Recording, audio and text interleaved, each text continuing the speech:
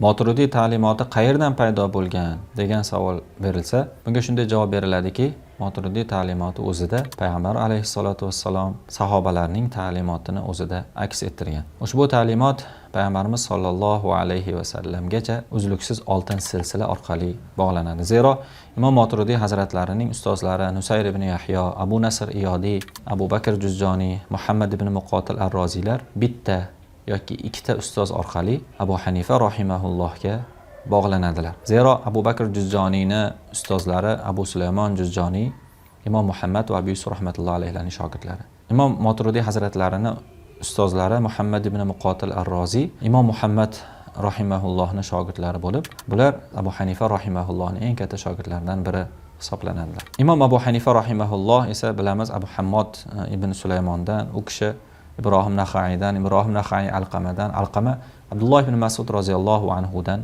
ta'lim olgan.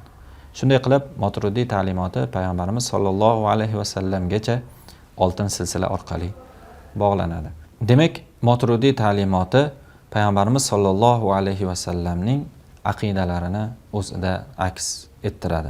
Shu o'rinda Ithofus Sadatil Muttaqin asari muallifi Murtazo Zabidi aytadilarki, Ahli sunna val jamoaning imomlari Abul Hasan Ash'ari va Imom Maturidiy hazratlari biror bir fikr o'ylab topmadilar. Biror bir mazhabni o'tirib shakllantirmadilar.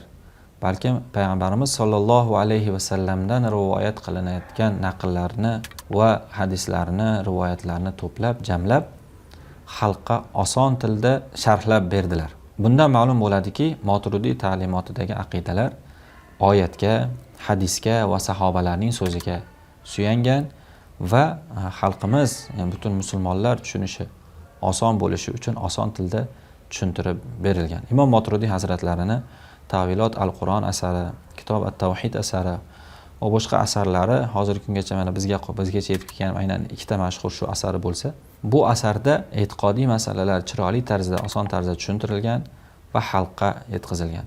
Va keyincha Maturidiy ulamolar ushbu ta'limotni yanada kengroq yoyib va osonroq qilib tushuntirib, butun musulmonlarga yetkazganlar va hozirgacha butun dunyo musulmonlarini 3dan 1dan ortiqrog'i, teng yarmiga yaqini aynan ushbu ta'limot ila e'tiqod qiladilar. Demak, bu ta'limot nafaqat O'zbekiston, balkim O'rta Osiyo, Turkiya, Malayziya, Indoneziya, Misrning ba'zi hududlari, Iroq, Suriya, Yevropaning o'sha musulmon jamiyatlari va bir qator dunyoning musulmonlari aynan ushbu ta'limotga e'tiqod qiladilar. Va bu esa naqadar o'sha musulmonlar o'rtasida e'tirof etilgani va ushbu ta'limot payg'ambarimiz sollallohu alayhi vasallamgacha uzluksiz silsila bog'langanligini ko'rsatadi.